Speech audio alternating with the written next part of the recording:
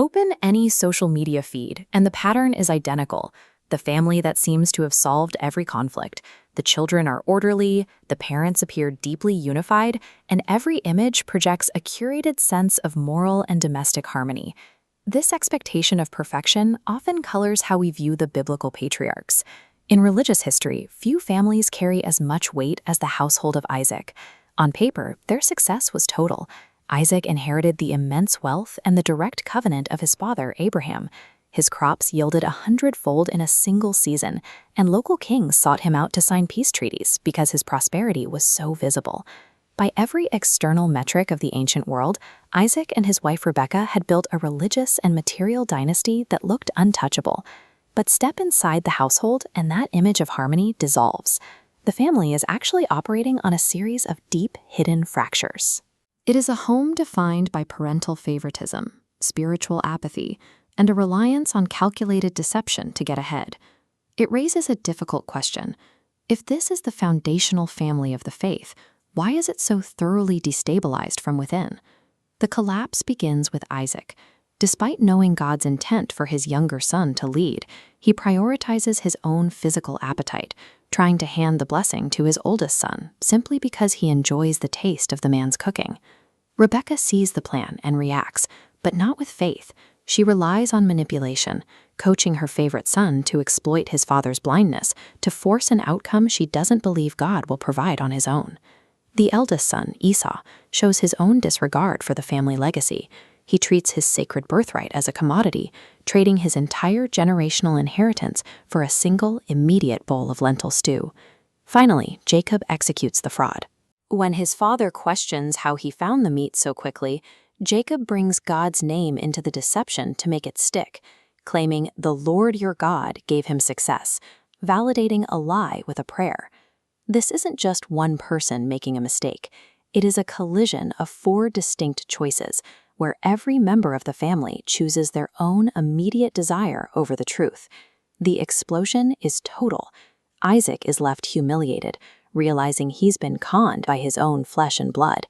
Esau, realizing he's been outplayed, begins openly plotting to murder his brother the moment their father dies. Jacob technically has the blessing he wanted, but he can't stay to use it. He has to run. He becomes a fugitive, heading into the desert with nothing but the clothes on his back. He ends up at a place called Bethel. He is isolated geographically and emotionally. He is a man who lied to his father and robbed his brother, now sleeping in the dirt with a rock for a pillow. Based on the facts of his life, Jacob is the last person who should expect a divine encounter. He hasn't repented. He's just running. The family is splintered, the heir is in exile, and the blessed dynasty is currently a collection of people who can no longer stand to be in the same room together. But at this specific moment, when Jacob is at his least deserving, the story takes its most unexpected turn. As Jacob sleeps, he sees a ladder. It is a massive structure connecting the heavens directly to the rocky ground of his exile, with messengers of God moving between the 2 realms.